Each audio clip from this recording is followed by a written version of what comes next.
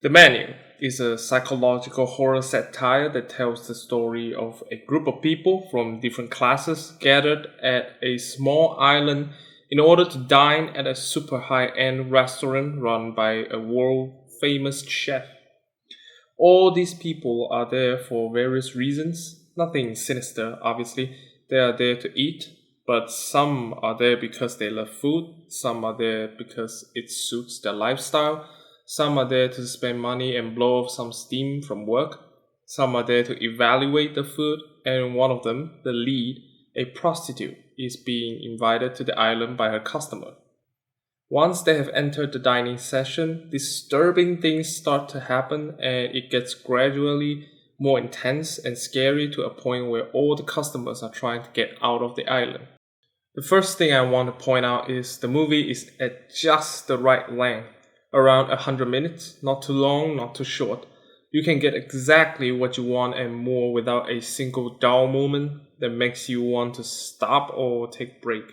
It is truly a sensational movie experience. And this is backed up by the incredible story and characters, especially the dynamic between the two leads, the chef and the prostitute. The relationship, when being around all the other characters, really highlights the core idea of perspective around perfection.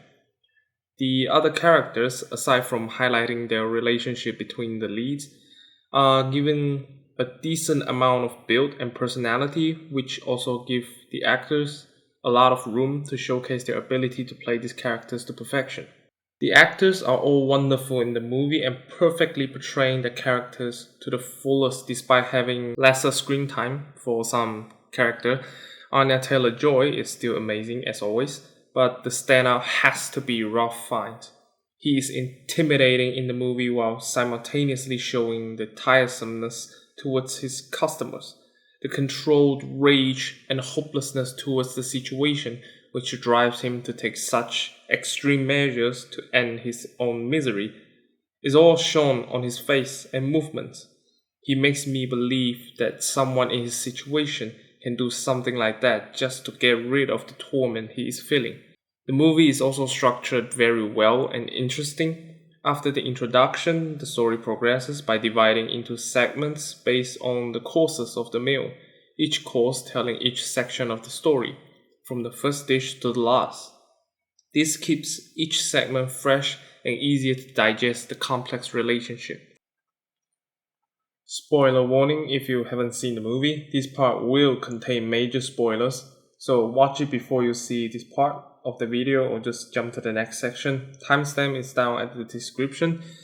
If you don't care about spoilers, then let's continue.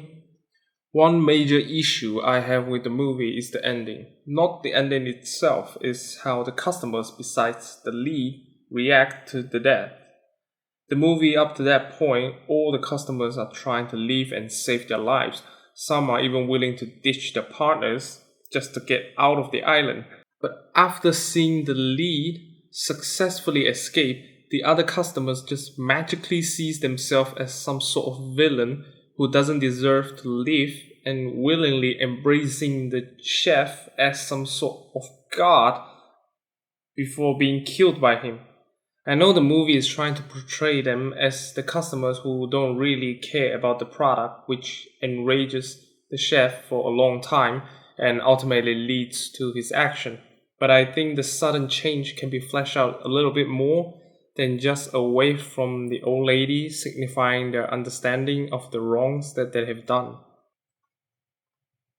The movie tackles themes that are fresh and rarely seen in movies, and these themes aren't just exclusive to chef and cooking. It can be applied to almost every industry, and how the customer's ignorance doesn't align with the provider's ideal can cause torment upon those who really love what they do, and this torment can build up to something dark and violent as seen in this movie.